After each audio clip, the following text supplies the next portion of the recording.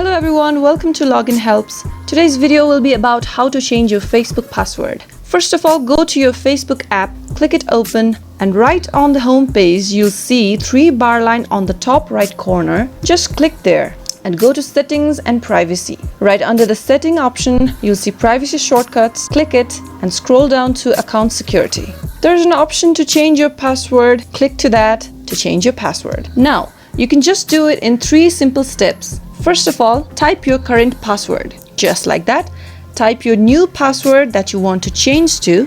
In the next step, retype it again and save the changes. Okay, stay logged in. Continue. Now, and that's it. Your Facebook password is successfully changed. Thank you for watching the video to the very end, and don't forget to like it, give it a thumbs up, subscribe to our channel and hit the bell icon for more upcoming videos. See you again next time.